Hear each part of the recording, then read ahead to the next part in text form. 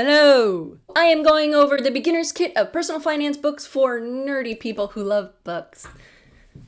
Zing! This is by special request. Hello! My name is Kate Moody. You can call me Ms. Moody. I am your money librarian, here to help you outsmart your money so you can have more savings, more fun, and less stress. Don't forget to subscribe.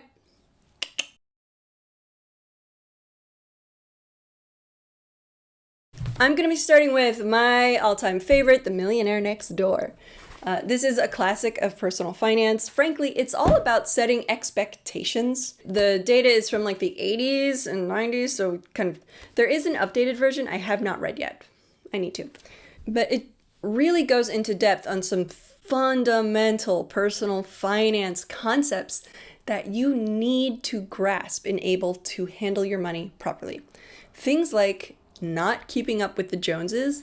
That one is huge. Like, huge. I can't even get my arm. Look, my arm is out of the frame. It's that big. Huge. Don't try to keep up with the Joneses. It just keeps you poor. And plus, if the Joneses are really rich, they know you're not. You're only fooling other poor people.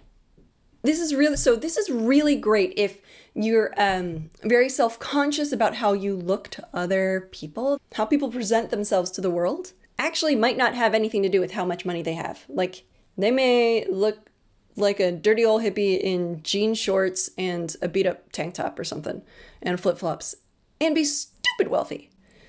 Or they may be driving around a luxury new car in a fancy suit with a fancy watch and a fancy haircut, and be up to their eyeballs in debt, having family pay for this stuff. Like, maybe it's all hand-me-downs. You don't know. You never know. And I think this book is really good about getting that concept across, that what people look like on the outside has nothing to do with how much money they have, more or less. Some other fundamental concepts that it does talk about is about thinking long-term, not being short-sighted, that these people work hard for decades and build wealth slowly. Key concept. We hear about people who become like overnight millionaires because they made some app or something, and you hear about them because it's so rare to happen. That's why you hear about them.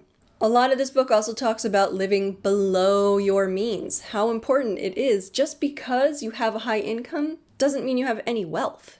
If you make 200 grand a year and you spend 200 grand a year, you have zero in wealth. If you make 80 grand a year and you're putting away 40 of it every single year, after 10 years, you have 400 grand in wealth. Probably a lot more if you invested it properly. Probably more like 800 grand at that point. Oh, here. Ha! The 7 factors. Affluent people typically follow a lifestyle conducive to accumulating money. Blah, blah, blah, blah, blah. Here are the 7 things that they do. They live well below their means. They allocate their time, energy, and money efficiently in ways conducive to building wealth. 3, they believe that financial independence is more important than displaying high social status. Their parents did not provide economic outpatient care. That chapter is hilarious. Their adult children are economically self-sufficient. They are proficient in targeting market opportunities. They chose the right occupation. 7 things what wealthy people do. Well, millionaires next door. And they've got a funny story in the beginning about how when they were starting their research on really wealthy people, they went to fancy neighborhoods and they tried to get those people involved in the studies, and they realized these people in fancy neighborhoods had no wealth whatsoever. Like, their net worth was nothing or negative or like very moderate. And that the people who had a lot of money were living in modest houses. Millionaire Next Door. It's fun. They do a great job of mixing academic research with real life stories, so it kind of keeps it moving along, keeps you interested. For the most part, I mean, there were some dry areas. That's fine. Skip through those dry areas once they get boring. Like the car section. Okay, I get it. They don't drive expensive cars. Let's move on. And okay, there is a new edition that I have not read yet. I'll get to it sometime soon. I already read this one, and there's so many books I haven't read yet that I really want to read. So I kind of feel like, yeah, it's important, but I already read the first edition. Okay, I'm moving on. Okay, number 2. What do you actually do with your money? So this one was setting expectations and sort of giving you some foundational personal finance lessons, like don't keep up with the Joneses, spend less than you make, think long term, that kind of stuff. But what do you actually do with your money? Okay, for that, I recommend the book The Index Card by, I didn't even tell you who wrote this, Stanley and Danko. The Index Card is by Olen and Harold Pollack. I think that's how you say his name. Olen and Harold Pollack. Great book. I did a video book review of it. It's one of my first videos that I ever put out there, so it is awkward and slow and kind of boring, so enjoy. It's probably going to be up here. Enjoy that. But personal finance should be boring. Honestly, it should be boring. There should be nothing particularly interesting about it. It's just like, hey, do A, B, and C. And that's what that book does. It says, here are the things you need to be doing. This is why it's important. This is how it works. These are the steps you need to take to make sure you are doing it properly. Done. If that book is a little bit boring for you, I appreciate how short it is, because like, don't waste my time. I don't want to read about stories with you and your grandmother, you growing up for this, that, and the other. Like, just tell me what to do. But I understand I am wired differently. I enjoy reading about personal finance. Other people don't. So there are a whole host of personal financial educators, gurus, I hate that term, these days, who all, honest to God, I mean, they're saying 90% of the same stuff. Because they should, because it should be boring and there should be sort of standard things that everybody should be doing. So 90% of the things that all these people I'm going to talk about are saying is the exact same stuff. Okay, so books that I have read, I did read Broke Millennial, Erin Lowry's first book. It was fine. I'm reading Ramit Sethi's I Will Teach You to Be Rich. It's fine.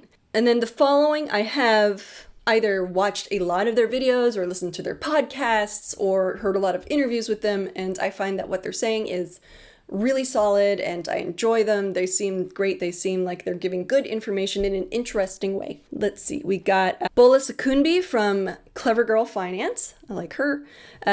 The Financial Diet. I love The Financial Diet on YouTube. Great channel. Fantastic information. And like totally a case of the eye once with Chelsea Fagan's apartment. So cute. I mean, I just want her to come and like style my apartment because I'm no good at that stuff, obviously. See, Gabby Dunn from Dumb with Money, Smart with Money, Bad with Money. Ha! She does Bad with Money. That was a really funny podcast. But it's really interesting because you hear her journey of as she's learning how to deal with money. Cool. Tiffany Aliche, the Budgetnista. She's wonderful. She just came out with a new book. I have not read it yet. Like I said, haven't read it yet. And lastly, Beth Kobliner does have a book called something like Personal Finance in Your 20s and 30s, I want to say. I read her other book about Make Your Kid a Money Genius. I do have a book review on that. But I haven't read this What to Do in Your 20s and 30s book yet. But I like her. She's great. Whatever. They all say the same stuff. They just say it in a different way. And frankly, you don't have to read just one. You can read a few of them. They all have books. Read a bunch of books. Read more books. The more books you read, the better. Money's kind of boring. Whoever makes you laugh and whoever you want to read, read. Don't forget to like and subscribe. Make sure to boop that little subscribe button and the little thumbs up so that way more people can see this great video.